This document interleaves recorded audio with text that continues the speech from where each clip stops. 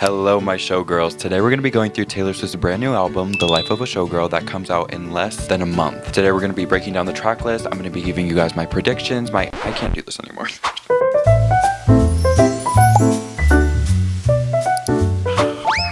Anyway, I don't own any orange clothing, so that was the second best thing I could do. Okay, I just found that somewhere in my house. But like I said, today we're going to be doing a wonderful track list breakdown of The Life of a Showgirl. Comes out in less than a month. I'm so excited. I wanted to go through the track list, give you guys my delusional predictions. Maybe they'll come true, probably won't. If you're going into this video thinking this is going to be a wonderfully well-crafted, thought-out, researched Ali Sheehan type video, beloved, I regret to inform you that that is not happening. I don't really have the vernacular to be doing that, and I'm also just not that smart. So in Aiden Watson fashion, I decided to write down all of the names of all the track titles, put them on my wall for some reason. I don't know why I've been doing this lately. I did this for when I ranked every single Taylor Swift song. Maybe this is a series. I don't know, couldn't tell you. But we're just gonna go through and I'm gonna give you guys my delusional and incorrect opinions. That's the thing. I know that pretty much any opinion that I have on these songs is probably going to be wrong, and I'm okay with that. Honestly, it's really exciting for me when a new Taylor track list comes out because I'm able to sit here and really pontificate and conjure up these ideas that are so probably gonna be far from reality. But then it's exciting because when the album comes out, I am pleasantly surprised because, you know, there's a reason that she's Taylor Swift and I'm here sitting on the floor of my closet pasting little cards on my wall, because she actually has the good ideas and I am simply a bystander. So anyway, that's this video. Hope you enjoy. Make sure to subscribe, give this video a thumbs up, follow me on Instagram because I like Instagram and I post on there.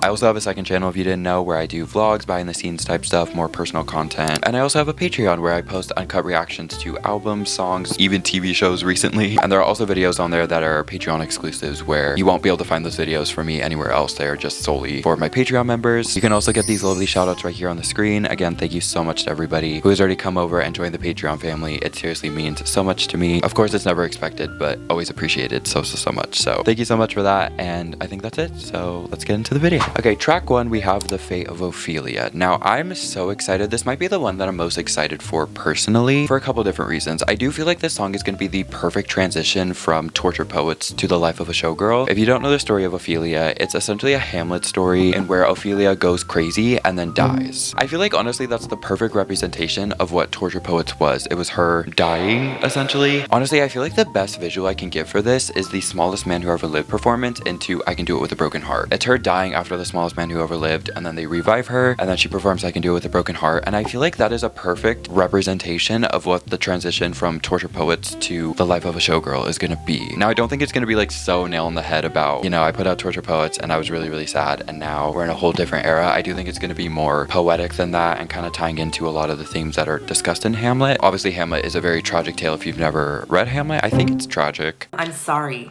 This will not be a reoccurring thing, unless it will be. And then I'm sorry I lied. I don't actually know. I read that in like my senior year of high school, I think, and I was tuned out. I was not interested. You know, now this is the result of why I can't be doing Ali Sheehan type videos, because I didn't pay attention to Hamlet because I'm not that smart. Anyway, I think that's my prediction on the song, is it's going to be a really seamless transition from the Tortured Poets world to the Showgirl world. I've seen some people say that they think the surprise song piano, you know, the wood piano with the flowers, that is kind of supposed to visualize the photo of Ophelia drowning. I don't know if I believe that to be true, but again, with Taylor, it's like you never know. You think that there's no possible way that could be correlated, but knowing Taylor, it probably is. So I don't know. I'm really excited for this one though. It's one of the ones, if not the one that I'm most excited for, just because I think it's gonna be so interesting to hear, and I need to hear this album now. I need to hear it now. I can't wait till October 3rd. I need to hear it now. Give it to me. Show it to me, Rachel. Send it to me, Rachel. Okay, track two, we have Elizabeth Taylor. Now, if you know, you know. Of course, this is not going to be the first time that Taylor is referencing Elizabeth Taylor. Burton to this Taylor. Heard of it? Oh my god, the Eras Tour performance of it too, where she's like, and he can be my jailer, we're into this Taylor. Okay, that's enough of that. Yeah, so this is not gonna be the first time that she's referenced Elizabeth Taylor, and to be honest, I do think Taylor's a little bit obsessed with the fact that she is kind of Elizabeth Taylor. You know, Taylor Swift, Elizabeth Taylor, more in common than you would think. I kind of envisioned this song as like kind of another Clara Bow situation, where she's obviously gonna be taking a very prominent Hollywood figure and kind of adapting that to her life while also talking about her perspective, because, you know, similarly to Clara Bow, I think that Taylor probably sees a lot of herself in Elizabeth Taylor, not just, you know, the Taylor Association, but I do think there are a lot of parallels between her and Elizabeth Taylor. Again, I do see this kind of being like a Clara Bow thing, where it's her talking about Elizabeth Taylor, but also being like, I am Elizabeth Taylor in ways that you couldn't comprehend. So I'm really excited for this one. I also love, like, Clara Bow to me is such an incredible song. It's actually one of my favorites on Tortured Poets. Well, I like the whole album, but it's one of my favorites on Torture Poets, and to me that song, and so many others of course, but that song specifically is like, see, this is why I know you're a skilled writer and why people need to stop doubting your writing abilities, because that song is written in different areas. It just is. Like, that song is crazy to me, and this is where I really have to push back at people who, you know, I kind of expect this from the general public, but especially since Taylor got engaged, I've been seeing Swifties be like, oh my god, she's never gonna be able to write sad songs anymore. and it's like, what? I'm not trying to accuse anybody of anything, but to me that mentality is like the Swiftie version of the misogynistic take that's always been thrown at Taylor, which is you only write about breakups. It's just when you say it that way, it doesn't seem as misogynistic, but I still smell the misogyny. I also feel like with this album, there's a fundamental misunderstanding that just because it's being talked about as being this like giant pop momentum of upbeat songs and infectious melodies, I think people have this misunderstanding that this album is going to be really happy. I actually think this album is going to be really depressing. I don't know why, but I have this idea that this album is gonna be like All You Had to Do Was Stay, in the same sense of that song, where it's like it's upbeat, and if you don't really listen to the lyrics, it doesn't sound that depressing, but if you really sit and you like dissect the lyrics, it's like, oh my god, this is sad. I feel like that's what this album is gonna be. So Elizabeth Taylor, I'm really excited for this one. I'm excited to get probably like a history lesson and to be more informed and to, you know, get my IQ up. So thank you, Taylor, for being my English teacher. Track 3, we have Opalite. Now this is one of the ones where I'm like head empty. I think this is the one that Travis said is his current favorite, which leads me to believe that this is about him. See, this is why this video sucks, is because I didn't do any of my research, because I actually don't know what an opalite is. I think it's a birthstone. I think it's actually Travis's birthstone, if I'm not mistaken. Your opal eyes are all I wish to see. That's Ivy though. And I have my own suspicions on who I think that song is about now, and I don't want to get into that. Yeah, I'm kind of head empty on this one. I do think there are going to be some, you know, I love Travis Kelce songs on this album. And if I had to predict, I do think this is going to be one of them, but I also don't think there's going to be as many of those as people are anticipating. I think especially also with the engagement, I think a lot of people are thinking that so many of these songs are going to be about him. And I don't know, I don't really think so. But if there is going to be any about him, I do think Opalite is a pretty strong contender for what songs might be about him, in my opinion. But other than that, I'm kind of head empty. Not much going on up here. Okay, track 4, we have Father Figure. Now this is where I start to get a little bit concerned. Like, I'm actually really scared about this one. This I feel like could go so many different ways for Taylor. I do think that there is a part of Taylor that feels like a father figure because she's the most famous artist in the world. She has so much power. But on the other side, I'm like, I don't know if this is going to be about her. I don't know why, but there is a part of me that thinks that this could be a Scott Borchetta song, because in my eyes I really feel like she did view him as a father figure, and so part of me feels like this song could be a little bit tragic and talking like almost like My Tears Ricochet, you know, kind of talking about that betrayal again, but also just how painful it was coming from someone who she, you know, viewed as a father figure. Yeah, I feel like this song has so many, I mean, with every song there are so many different ways you could interpret it or that it could go, but if we're gonna go the Scott Borchetta route, I feel like that really ties into the whole showgirl theme of that's the life of a showgirl, especially because like the motto or the, I don't know what it's called, like the tag of this era, and baby that's show business for you. It feels like it's saying two different things to me. It feels like that's the summary of this album, where it's going to be a lot of really heavy and like depressing topics, but it's just her being like, that's what you have to do when you're a showgirl. That's what my life is, and that's what my life has been my entire life, because I'm a showgirl, and people don't really look at me as like an actual person. They just look at me as an entertainer and not somebody with actual feelings. So I'm kind of cooking. Wait, I'm kind of cooking. I think that's 100% what the song is about. No, it's not. I'm not. This is not right. I don't know what the song is about, but if I had to make a prediction and I had to guess, I feel like that could be interesting. Obviously, I don't think it's gonna be so on the nose and so specific, like the chorus is literally gonna be like, F you, Scott Borchetta, which if it is, by all means, say it again, do it again, hit him again, get him again. I'ma just scoot on over and let you whack him. Get him again. Get him for me. I'm there with you. I will get him for you. That's just my prediction. And that's what this video is me sharing my very likely wrong predictions about this album that is probably more complex than I can even imagine. So, sorry, I'm like exhausted. I have to like stand on my knees, so give me a second.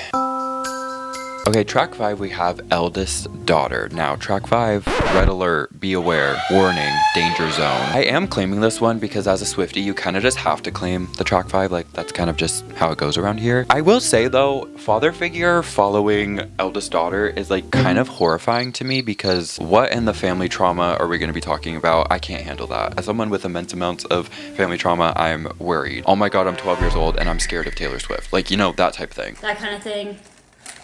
This one is interesting to me though, because Taylor is, I mean, it's true, she is the eldest daughter, but she's also the only daughter. I mean, if we are going to be talking about how she is the only daughter, then I think Eldest Daughter is probably a more interesting song title than Only Daughter. I don't know if it'll be so specifically about her family. It could be how she feels like an eldest daughter to a lot of the people in the industry, especially like every up and coming artist, specifically female artist nowadays, is like obsessed with Taylor Swift, which, you know, same. So I feel like that could be potentially something she talks about in the song, feeling like an eldest daughter, kind of like Nothing New vibes. Maybe. I feel like this song is going to be so complex that I can't even begin to imagine or fathom what it's going to be. If you're an eldest daughter and you have any ideas on this song, maybe there's like an eldest daughter perspective that I just am not able to see because I'm not a daughter, nor am I the eldest daughter. So maybe there's a part of this that I just don't understand. So if you're an eldest daughter and you have any ideas on what you think, or honestly any of these songs, if you have your own predictions on what you think they mean, please let me know, because I'm kind of, again, I'm of the opinion that this album is going to be so complex that I can't fathom it. So I'm trying my best. Okay, but that's my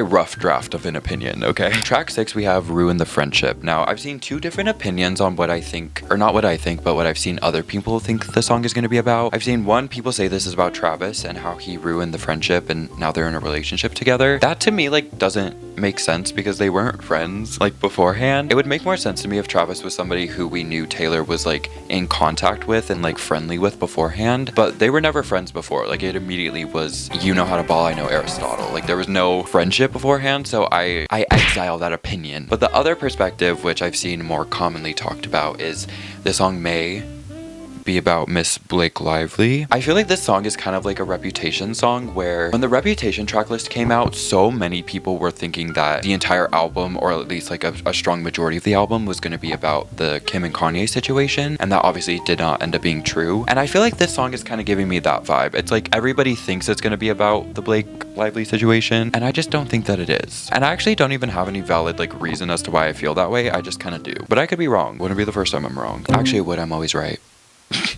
I'm kidding. Yeah, I was actually super wrong. When the Torture Poets tracklist came out, I was like, I Can Do It With a Broken Heart is not going to be about the Eras Tour and how she has to get on stage every night and perform with a broken heart. That would be hitting the nail too on the head, and she would never do that. And that song is like hitting the nail on the head so intensely. So maybe it is about Blake Lively. And if it is, then I don't know what you want me to do about that. Like, I literally don't know what you want me to do about that. But I don't think that it is. Okay, track 7, we have Actually Romantic. Now, this one is another one, same with Opalite, that if there are going to be any Travis Kelce songs on this album, which I do think there will be, I think these two are pretty strong contenders. Honestly, I could kind of imagine this song being a little shady towards Mr. Joe Alwyn or Maddie Healy. And it's a song about her just being like, my past relationships were never actually romantic, but my relationship with Travis is actually romantic. Almost like No One's Ever Had Me, Not Like You. Like, if that was a full on song, like, I feel like that could potentially be this. But there's also a part of me that's kind of like, it could be her being a little tongue-in-cheek and a little like,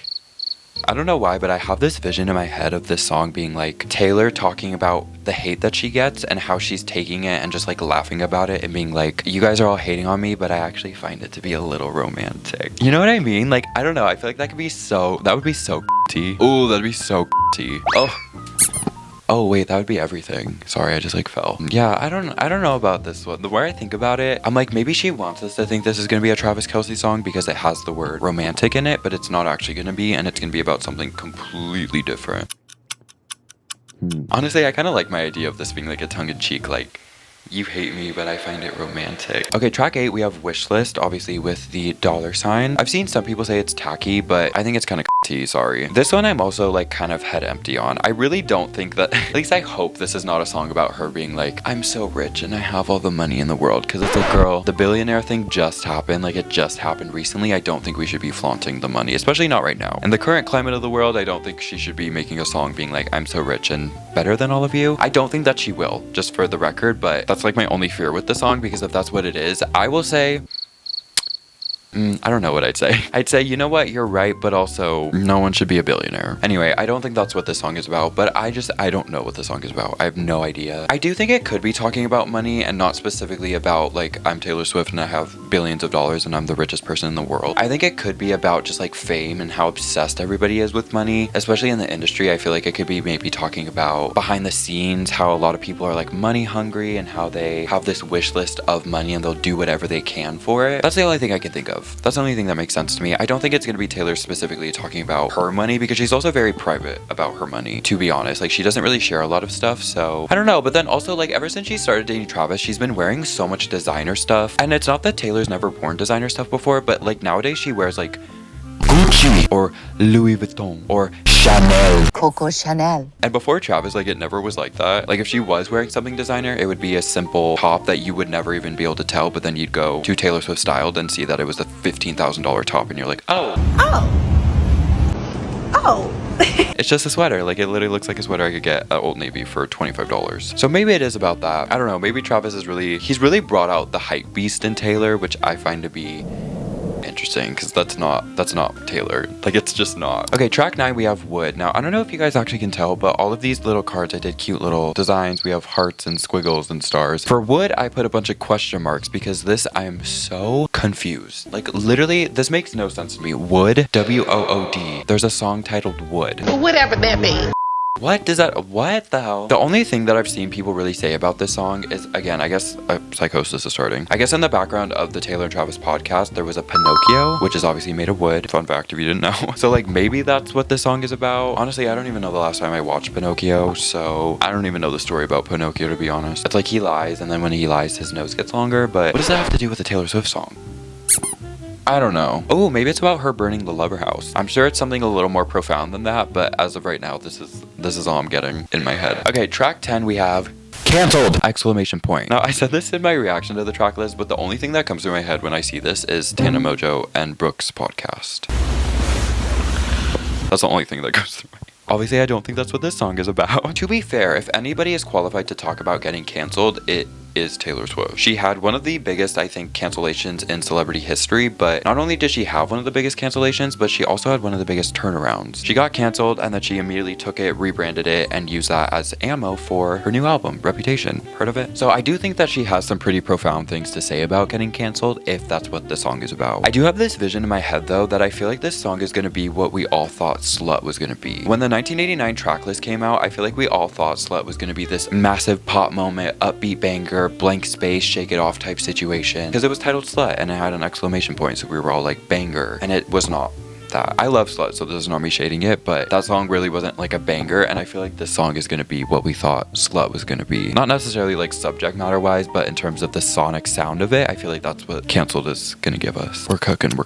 Okay, track 11 we have Honey. Now, actually, coincidentally enough, these three songs, I'm like, these I feel like are gonna be Travis Kelce songs. Opalite, Actually Romantic, and Honey, I feel like are the songs that are most likely to be Travis Kelce songs, in my opinion. Now, Honey, I mean, I'm also kind of not really getting too much from this song. Is it gonna be about Honey the food, or Honey like, oh, Honey? I feel like her and Travis don't call each other Honey, though. Like, I can't imagine that happening. So I don't know if this song is actually gonna be about Travis. It might, though. Wasn't he just in like a movie or something that had to do with honey? Or like, this is how uninformed I am, because I know Taylor posted about that and then she put a bunch of honey pot emojis with it, right, on her Instagram story. Am I crazy? So maybe this is about him. Maybe there's some lore with Honey that I just am not understanding. Okay, and the final track on this entire album that I'm honestly predicting is album of the decade, we have the title track, actually, The Life of a Showgirl, featuring Sabrina Carpenter. Oh my god. I don't have any predictions on the song, to be so honest. I feel like it is interesting to me that the final track on the album is the title track and also the one featuring Sabrina Carpenter. I do think this album is going to be incredibly like story driven, in the sense that like every single song is in the position that it's supposed to be. I think that's what she said. I don't know. To me, this is like, obviously it's such a single option. Like normally I would be like, this 100% is going to be the lead single, #1 worldwide smash hit. It's the title track. It's featuring Sabrina Carpenter. But because it's the last song on the album and the closer, I'm kind of like, I don't know if this is giving lead single. I feel like this song is going to be a summary of the entire album, and also just a summary on what being a showgirl is like. I don't know if the whole "and baby that's show business for you" is a lyric in the album, but if it is, I could honestly imagine that being in this song, and that being like a part of the song where she's like singing all this stuff and then she's like, "and baby that's show business for you." So I could imagine that happening. Maybe it's going to talk about like the ups and downs of the life of a showgirl, where it's these epic highs where you feel like the queen of the world and so powerful, and then these incredibly low lows. And I also think having Sabrina on this is a really good feature, not just because I'm like such a big Sabrina Carpenter fan, but also because Sabrina really is like a showgirl. I don't know, that one's just so exciting to me. And the fact that it's the closer is like so intriguing to me. Like, why is it the closer? We'll find out soon enough. October 3rd, be there, or you'll be there. I know you will. Okay, well, that was my delusional delusional ideas and predictions on what I think these songs are going to be about. Before we end this video, I do want to do something even more delusional, which is I want to rank this album based on what I think are going to be my favorites from top to bottom. Now, this is incredibly delusional because I've never heard any of these songs, so I'm going to be basing all of this just based on the track titles. I think this will be funny to look back on when the album comes out and see how incredibly wrong I'm probably going to be. So give me a couple minutes while I make my ranking. Okay, here's my ranking. So I know I kind of strategically put this a little weird, but we have 1, 2, 3, 4, 5, 6, 7, 8, 9, 10, 11, 12. I think the Fate of Ophelia is the one I'm most excited about. I think that one's gonna be my favorite. Again, I don't know why. It's just based on the track titles. Then we have the title track, The Life of a Showgirl, Eldest Daughter, Father Figure. These two I'm like so scared for and also just like curious about, because why are they back to back and why am I horrified? Then we have Ruin the Friendship, Actually Romantic. We have Elizabeth Taylor, Cancelled, Actually Romantic, Opalite, Wishlist, Honey, and Wood. Again, I don't really have any justification. That's just what my soul and my bones were telling me based on the track titles alone. Anyway, I think that's going to bring us to the end of this video. Thank you guys for watching my psychosis. I appreciate it. Definitely make sure to subscribe because of course I will be doing a reaction to Life of a Showgirl when it comes out. Also check out the Patreon if you're interested because that will also be where I'll be uploading the full uncut version. Again, also check out my second channel if that's something you're interested in, more behind the scenes type stuff and also just more content from me, and follow me on Instagram, please. I'll see you guys later. Love you, bye.